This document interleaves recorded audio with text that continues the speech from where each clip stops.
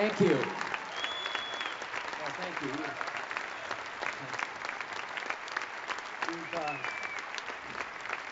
Thank you very much. Thank you. Come on out, guys.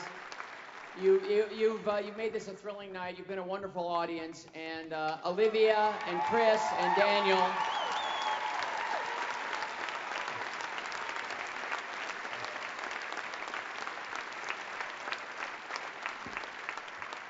We just wanted to take a one last moment, if you will, to just recognize the fact that we wouldn't have had the opportunity to make this movie had two remarkable individuals not lived the story. And this is a moment where I'd like to acknowledge that the James Hunt family is in attendance.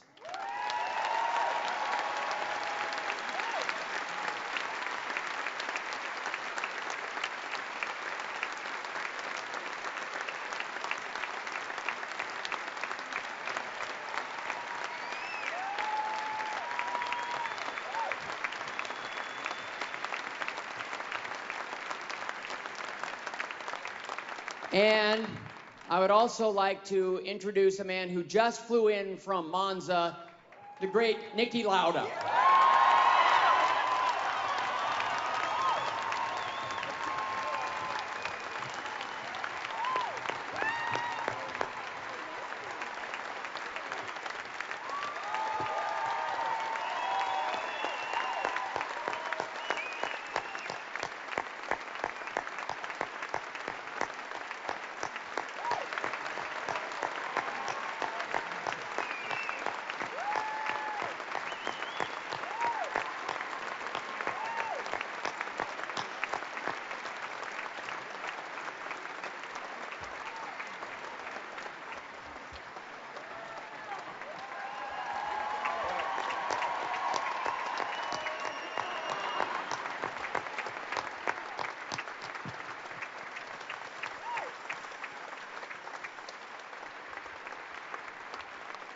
Niki, he did a pretty good job, didn't he?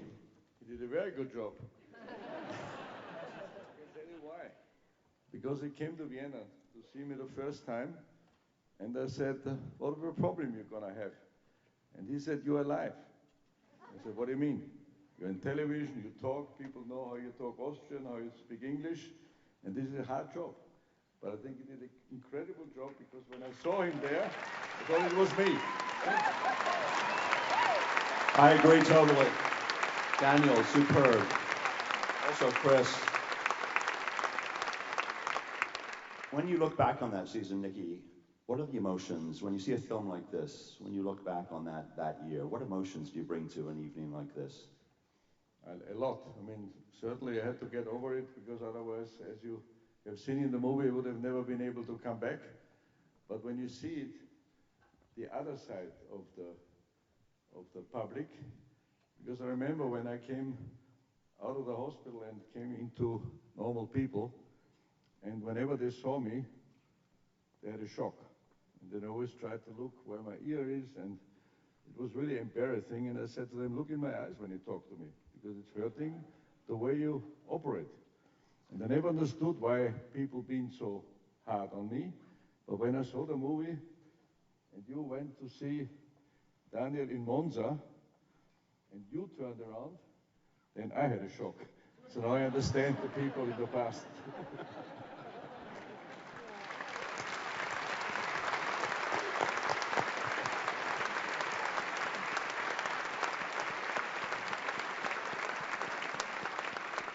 And James Hunt became a huge friend after this season. I mean, there's obviously an intense rivalry, but I remember watching races in the subsequent seasons, and there seemed to be a certain very special relationship between the two of you afterwards. It was. I have to say, James was, in '76, the most challenging guy you could meet, because he was quick like hell. There was no compromise. Even the things he did before and after the race didn't affect him at all. He was really quick. And this was my real problem, because in the beginning of the season, as you have seen, I was well in the lead of the championship. Everything was easy. Then the accident came, and then James really drove hard all the way to the end. And I really have to say, after he won the championship, I was happy it was him. And so I really congratulated him afterwards.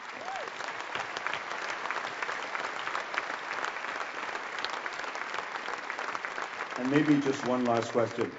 When you look back at that season, was there a life lesson? Was there a big learning? Was there something that, I don't know, happened to you as an individual that maybe matured you even more as a man that happened through this?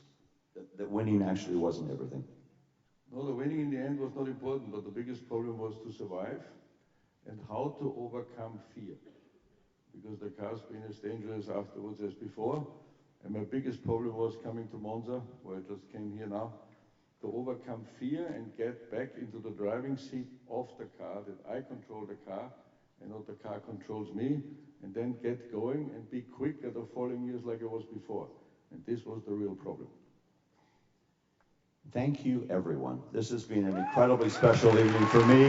Ron Howard, Chris Hemsworth, Olivia, Daniel Brühl, thank you so much. Thank you. It's a great racing driver, triple world champion, survived